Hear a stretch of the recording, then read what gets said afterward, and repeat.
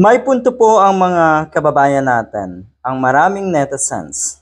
Dito sa desisyon na ito ng Court of Appeals, medyo matagal daw itong desisyon na ito.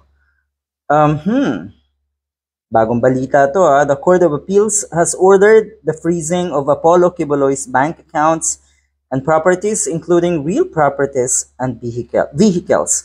Kasama daw dito syempre ang SMNI. So anong mangyayari sa SMNI? Baka tumigil na rin sa ere. Yun ba yan? Hindi natin sigurado, pero yun nga. Kasama sa order na ito ang pag-freeze din netong SMNI na property, syempre netong Kingdom of Jesus Christ na isang kulto na isang kulto ni Quiboloy. Yan. Kung hindi ba naman kasi kulto yan, yung ikaw ay sumasamba sa taong akusado ng mga karumal-dumal na gawain, pang-aabuso, at kung ano-ano pa. And take note, ang mga inabuso niya ay mga miyembro niya, mga miyembro ng kulto niya. Diba?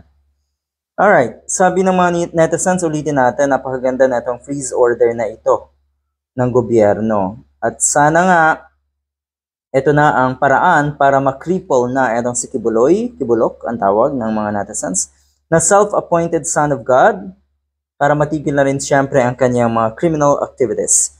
Kudos to the authorities who facilitates this freezing of Quiboloy's account. Good job. Kaya lang kasi yun nga, ang tagal daw na ginawa. Ang tagal daw lumabas na itong order na ito ng Court of Appeals. Dahil sa puntong ito, matagal nang pinaghahanap itong most wanted na ito ng FBI.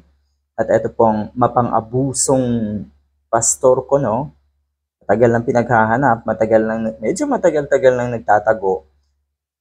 Posible kasi na meron na ring nagawa. They have something already, or they have done something already to protect all these assets. Bago pa man daw ito mailabas, itong order na ito, baka kasi meron na rin talagang nagawa itong kampo ni Quiboloy. Baka nga naitago na yung kanyang mga kayamanan. Wala na sa bangko yung karamihan. Yun yung malaking problema. Dahil ako rin, naisip ko yan, matagal nang pinaghahanap ng batas, at siguro yung mga abogado na itong si Quiboloy na nakikinikinita na yung posibleng susunod na hakbang ng mga otoridad. Yun nga, ito nga, i-freeze ang kanyang ari-arian. Pero sige, tignan natin kung anong mangyayari. Ito ba'y totoong magiging crippled na ba itong si Quiboloy at ang kanyang kingdom? Hindi naman yun yung objective talaga, na lumpuin ang kampon netong si Quiboloy, ang kampon ng mga satanas. Okay, hindi naman talaga yun ang punto pero wala nang choice siguro ang ating mga otoridad. Dapat lang at hanapin siya and be put to jail at all cost. Parang sampal ito sa government sa dami ng mga wanted na hindi nila mahuli-huli. Yun nga, in spite of the bounty, reward at resources. Nga naman, ito malaking sampal sa ating gobyerno kung hindi talaga mahuli. Okay?